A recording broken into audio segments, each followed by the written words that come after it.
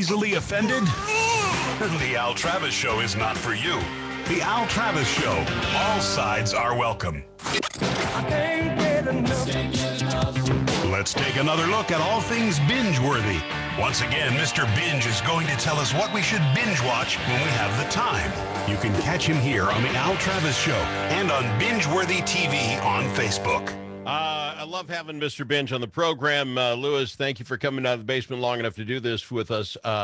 This category, as far as comedies of the 80s, just loving it. Just love the entire category. The 80s weren't probably my favorite period of comedies, but there are some good ones, and there's some very interesting ones this week. Oh, there are, and then there's some real stinkers. I'll tell you, Absolutely. I maybe will not agree on all of these, but what we do is we go down through the movie list that Mr. Binge created for us, and we decide what we think of these movies. And the first one, here it is. Steve Martin and Michael Caine are competitors in the Riviera's most profitable business, but with very different styles. Do you have any idea what it feels like to take a woman for $20? No, I haven't.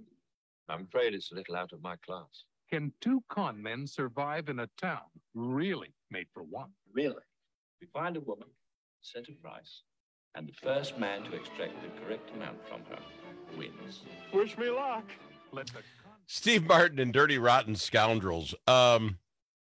Horrible movie, Mr. Binge. I had no time for it. I'm sorry. Your thoughts? I mean, I like Steve Martin is my problem, but I got nothing. Well, I thought it was okay. It was not my favorite film by no means. I'm a fan of Michael Caine. Steve Martin pretty much played his usual type of character. It's entertaining for that kind of movie. Is it a classic? Probably not, but it is entertaining, and Michael Caine plays great parts. Well, I think Michael Caine is a good actor. I don't think he's very much for a comedic actor. Well, he's done some good. When he did Sleuth, he was excellent. Of course, it wasn't really kind of a comedy, but that was very good. I loved him in The Man Who Would Be King and Secondhand Lions, just to name a few kind of oddities that he did, were really good. But Michael Caine, the biggest thing I like about Michael Caine, I heard a quote about him before that said, "What line has Michael Caine never said?" And he said, "I won't be in that movie." He'll do anything. Absolutely. Hey, all right, so fair enough. I'm not a big fan. Steve Martin was in a lot of these movies, which we've already discussed. I didn't realize he was as big as he was in the 80s. Well, he kind of made his fame and fortune in the late 70s. By the 80s, he was red hot. I mean, that's when he did all of his major stuff in the 80s. But he always played pretty much the same character, but he did it very well. Things like The Jerk and stuff like that. Yeah, like I say, it's the same character over and again. It was just funny. Boy, Binge, this is going to set problems up between UI and the producer, but here's our next one. Somebody called for a carpenter? That's my wife's department. Mrs. Grant Staten III Grant, I'm on the phone. always knew what she wanted, I'm not paying for your mistakes. and she always got it. You haven't got a single thing on this earth to do except for your hair. She had power, taste, What is this gelatinous muck? style. Are you going to really line that up? You're going to squeeze it from... It's a horrid movie, Binge. I'm sorry. Overboard. I can't stand the actors. I can't stand the actor. I can't stand the movie. This one should not even been on the list. I'm sorry. This one had to be on the list. Yes, it is not. You're right. It is not a great film by no stretch of the imagination. But Kurt Russell is a fabulous actor. Now, he hasn't done that many great films, I grant you. I like him personally. He and Goldie Hawn, of course, have been in a relationship with each other for 39 years. But Kurt Russell, Escape from New York. He was even Snake in... Plissken. That was probably the Snake Plissken, Escape from New York. I could give you that as a decent enough movie. And even his very first one, it wasn't like the world's greatest athlete, some weird Disney flick in like the 70s. I mean, he was just like Tarzan, if he came out and be... I don't know if this was his first film, but I think his first film was It Happened at the World's Fair with Elvis when he was 12. All right. He was in that, and I think this was very interesting. When he did that movie, he was 12 years old and Elvis was 27. Now, fast forward, he did a great TV movie called Elvis in 1979. And ironically, when he played that part, he was 27. So he was with Elvis when he was 27, and then he played Elvis when he was 27. So I thought that was interesting. And if you ever had a chance to see Elvis, the TV movie from 1979, it's a great film, and he's a great actor. All right. Well, Overboard was horrible, and I don't know. You didn't have any of that stuff to talk about. best. Goldie Hawn. Is Goldie Hawn like one of the worst actresses in Hollywood? Goldie Hawn, how she's maintained a large career is a mystery to me. I even like Goldie Hawn as a person, but as far as these movies, tragic. And I don't know if she just can't pick good movies, or it was never give. I don't know. Goldie Hawn, you see her in a trailer, it's like, no, thank you. No, we're on the same page. We are rolling so far, Mr. Binge. Our next movie is Tin Man. You bolted out of nowhere. I bolted out of nowhere. At 6 miles an hour. I bolted into the street. Richard Dreyfuss. I'm gonna get even with you, Danny DeVito. You picked the wrong person to get even with, pal. Barbara Hershey. Baltimore, 1963. I think this place may be a little too large for us. We're talking about this matchbox? It's got a lot of overhead to it. I mean, what do? Spend your time in the bedroom and the kitchen, that's all. Why are you living in the dining room? All right. I'm a big fan of Danny DeVito. I think Richard Dreyfuss is fantastic. This movie itself, I don't know. I know I've watched it. Doesn't hang real well with me, but I love the guys in it. The chemistry between the two of them was excellent. I liked the film. I thought it was very good. Now, it's interesting, Richard Dreyfuss, of course, from Jaws, Close Encounters of the Third Kind, American Graffiti. To me, he's an interesting actor because comedy or drama, he plays the same character. I mean, now you could say that about most actors, I suppose, but he really plays the same exact character, plays it well, but plays it all. This film I did like because the chemistry between the two of them, and it was pretty well written for a buddy comedy. And I would say I like The Tin Man with Richard Dreyfuss and Danny DeVito. Okay, now, Danny, you talk about a guy who plays the same bit all the time. I mean, what he started, the guy who ran Taxi or something, right? Of the television series. Yeah. And then Arnold Schwarzenegger says, wouldn't it be funny if he and I were twin brothers? And he gets to be the short, dwarfy looking guy. And now this, I don't know. There's a lot of stretching for him. I find him funny. I think he's a decent enough actor. I'm not ripping that. But you can't tell me a lot of that stuff isn't literally his physical presence. Oh, absolutely. And he's mouthy, and just like he was in Taxi, playing the same exact part over and over again, playing it well. So I do like him. But if you want to see something different, it wouldn't be with Danny DeVito. Yeah, he's not doing Shakespeare. We got to go to break, Binge. When we come back in 2 and 2, we'll be back with more. And the next couple, we're going to cause problems. I know we are. Back after this. With so many crazies on the road, wouldn't it be a great idea to have a dash cam? Now you can be your own eyewitness with a dash cam for just $99. Yeah, $99. Just go to goodnewsminnesota.com and click on the dash cam ad. While you're there, take a look at the good news that happened today. goodnewsminnesota.com. Great deals on a dash cam and good news to start, spend, and end your day. goodnewsminnesota.com. Just up the road, a few hours and a half tank of gas away, is Alexandria, Minnesota. Over 350 lakes, incredible beaches, camping, and accommodations. Golf courses, fishing, parks, family fun, shopping, food, and drinks. You may be only a few short hours from home, but you're going to be a million miles from the problems of the world. Come explore. Start planning your trip at explorealex.com. That's explorealex.com.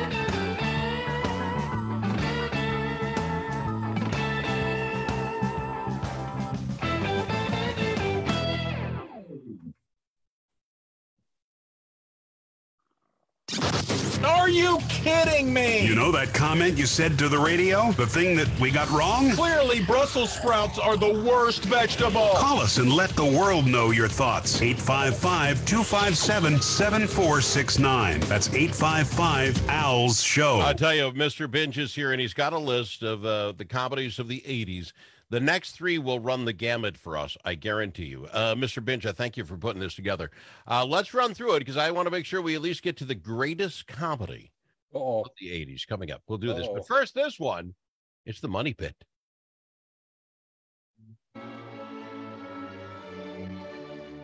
Anna and Walter are young, single, and in love. They've got good jobs, fabulous futures, a magnificent new home that they bought for a song. Who says they can't have it all? It's gonna be fun fixing it up. You'll see. It's The Money Pit. Tom Hanks, well, he was, and this is probably one of his earlier ones. He was the bosom buddy guy, but he's obviously a superstar. I mean, there's nothing wrong with him being here. The gal, and I'm not going to remember her name. Shelley Long. Shelley Long, wasn't she? Cheers. Cheers. Yes, the bartender gal that Sam was liking. Okay, good combo. Premise of the movie: anybody's ever bought a whole house understands what they're talking about. I thought the movie is funny enough. It was good. It was what it was. You know, it might surprise you. I like the film, mostly because it's great slapstick, and that's because of Tom Hanks. Yeah. I had a little trouble with it because of Shelley Long. I think she's horrendous actress, awful in everything she's done, including Cheers. I didn't like her in anything she ever did. Oh. A little hard. I'm trying to get if the producer is shaking her head in agreement with Binge. Oh, yeah. Oh, you are. She has no time for either. Wow. Really? Yeah, so you guys are right there. This was a remake of the movie Mr. Blandings Builds His Dream House that came out in 1948 with Cary Grant, Myrna Loy. A much better film, not nearly the slapstick, but a much better film showing people trying to remodel a house. It's basically the premise. You can't overtalk this. We have the greatest film coming up, and I got to get to it. But we're going to do this one in the meantime. This is the greatest one here. Angela, oh, you look different. What happened? I'm dressed. That's it. 3 incredibly eligible men hoping to meet some incredibly perfect women. So many women. So little time. Now, at last, they're about to find that one girl who will sweep them off their feet. It's 3 men and a baby. They grabbed 3 popular actors, and I think they had to write the script around the idea. I hated it. It was worthless. And the fact they made like 4 of these was over the top for me. Could be one of the worst movies of the 1980s. Thank you. Horrendous. You know, I liked Tom Selleck when he did Magnum PI, and I thought, hey, I like him on this too. And because of this film, I refuse to watch anything that Tom Hanks is in, even if they say it's good, because I hated this film. And Ted Danson was awful, playing the same character he did on Cheers. Awful. See, I agree 100%. They worked in Cheers, and Selleck was good. I liked him as Magnum PI. Had no problem with him when he was on Friends. He's not bad. These movies, the 1, 2, and 3, it just stunk. It's a terrible. We are in complete agreement on this one, Al. It's a stinker from the word go, unwatchable. And like you said, the fact that they could make remakes of this, sequels to this, is unbelievable to me. The next one, and this is where I was hoping we'd get to. This is a movie that I could have had remake after remake. Next version, I would have loved it. This is probably one of the greatest comedies of all time. And I thank goodness that they didn't, because they kept it pure at its simplest best. And here it is. Are you stuck in a dead-end job? Oh, no. Not Bill. Not... Personal problems got you down. You can't go. You're going to die. Well, the U.S. Army can turn your life around. Before I knew it, she was walking next to me, saying, Join us. I don't even know why we'd have to discuss other than just to agree that this is one of the greatest comedies of the decade. Are you talking about Stripes when you say greatest films of all time? Yes, comedies. It's right up there with the Caddyshack of the world, where you get this ensemble cast of funny people doing funny liners. Yeah, that's what comedies are all about, sir. Yeah, I am telling you right now, Stripes, Caddyshack, it's in that realm. I love Bill Murray. I love John Candy. I hated this movie. Absolutely every second of it was just horrendous, over the top, ridiculous, horrible. What about the urban killing machine, the mobile home? Come on, that's comedy. I rest my case. I rest my case. Horrible, Al. This is a horrible film. Not only not one of the best films of the 80s, unwatchable at any time. You are so wrong. The Martian out thing. Come on, really? Invading Czechoslovakia by mistake? These are comedy. These are gems. Two great comedians in a horrible movie. It was sad, just sad to watch. That's a fact. I'm trying to get a read off the producer. I'm not getting anything. She agrees with me. I don't think so. I think she agrees Stripes is a fantastic movie. Nope, she's agreeing with Binge. Wow. All right. You guys are just missing the comedy of the comedy genius. It was slapstick taken too far. Even good old Bill Murray was too much in this film. Here's what we have to do. We're going to have to cut the movie down into about a 30-minute bit, and we'll just play it next week on this. But the entire 30-minute cut up of this. Do we have to? No, we don't have to. All right. Wow. Of all the things we agreed on, the fact we don't agree on that bothers me quite a little bit. But you'll come around. You'll figure it out. What a Caddyshack. It's right in the Caddyshack. Anyway, we move on. It's no Caddyshack. Do we have thoughts on next week's Binge a list or not? No, you don't have to give it up if you don't want to. We're going to surprise your listeners and surprise you and probably even surprise me. All right, Binge has got his 40 hours of work cut out for him. Absolutely. Binge, I love the list. The 80s was fantastic. We got along 75% of the time. You just missed some of the big ones. That's what I didn't understand. Yes, you did. All right. We'll get you back. It's Mr. Binge TV Guru. You have a new website too, do you not? Did I read something about that? Yes, I revamped the website. I must have been having a little slower a couple of days because I revamped the website, got some new things on there for movies and TV shows that I recommend binging and all kinds of new things. So yeah, check it out. Is that all on MrBingeTVGuru.com or is that on the Facebook thing? Is that what you're talking about? It's on MrBingeTVGuru.net. .net. Okay. Of course, you can get there from the web, from the Facebook page and everything too. Right. So yeah, check it out. It'd be fun. All right. Really appreciate you coming on, my boy. We'll catch you again next week. Fun as always. Mr. Binge TV Guru on the Al Travis Show. When your business wants to keep its name in front of your customers and prospects or wants to say thank you to your